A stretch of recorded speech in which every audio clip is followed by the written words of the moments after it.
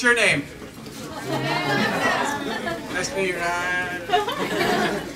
So I'm like an office guy. I work in a cubicle. I like pay my taxes. I have... Closer to the mic, please. Okay. I pay my taxes. I pay most of my bills on time. I own a stapler. I was a big nerd in high school. I had braces and birth control glasses. I lost my virginity at like 19. Also, I've broken a man's leg, dislocated his arm. I've outrun the cops on the south side of Chicago at 3 in the morning. I once kicked the guy's door in, choked him, held to the ground, and held a blade to his neck. Also, I was sort of molested when I was 5 or 6, but it's not a big deal. Also, I've dated 9 dancers, 4 dominatrices, 3 girls who have worked in porn, had 2 threesomes, and yes, honestly, they ruled. And a partridge in a pear tree. So, what else have I done? I guess the reason I'm telling you a lot of these things so that it'll seem like I'm less of a bastard when I start telling other people's secrets. See, I used to be active in the bondage and discipline sadomasochism scene in Philadelphia, dress up like a leather priest, and by day being like Mr. Nice Office Guy, having a fully tattooed back, tying people up and beating them. So it's sort of like, there's a lot of dichotomies. I threw a couple parties, and they were sort of themed around the 7 deadly sins, you know, gluttony, greed, wrath, lust, blah, blah, blah, blah, blah. So I had decorated the inside of my closet as a confessional with stained glass lighting.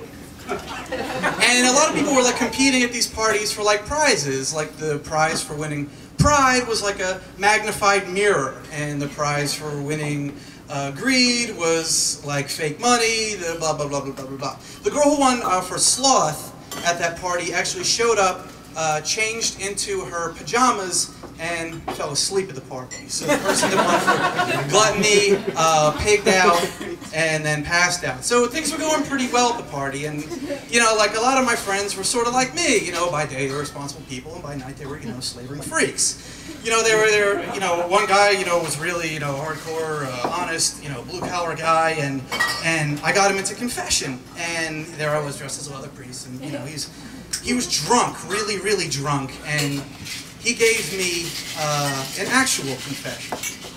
He was like, yeah, you know, at the shop, you know, one of my buddies, you know, he doesn't work there anymore. He's dying of cancer and he can't get it up anymore, so I've been this old lady. I'm like, whoa! I'm not ready for this. It was a little heavy, you know, he's just dealing out his secrets, and I don't know, I'd like to talk about his secrets as well as mine tonight. You know, there's been a lot of sort of rough spots that I think we've all been through. Maybe you more than me, but I think what divides us is our silences. I mean, there's somebody that I think about a few minutes every day, no matter what I'm doing, and how they're the one that got away. And on my really quiet nights, I name the children that we never had. I name them Bridget, and I name them Daniel, and I name them Morgan. And I try and fill in those empty spaces.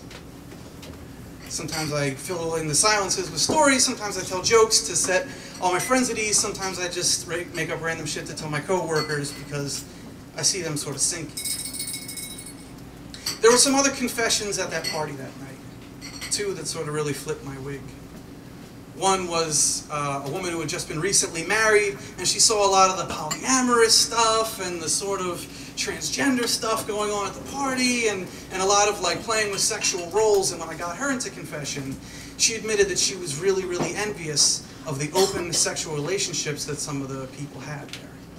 And there was also an old girlfriend that was there that's with a married couple now. They all live together very happily. And she was envious of the sort of white picket fence that the recently married woman had and the life that she had. And it was just such a bizarre experience. I was standing there in confession wishing that I had somebody to tell this to. So I guess in the absence of holding their sanctity, of their confession in my stained glass lit walk-in closet. I betrayed their trust. Forgive me.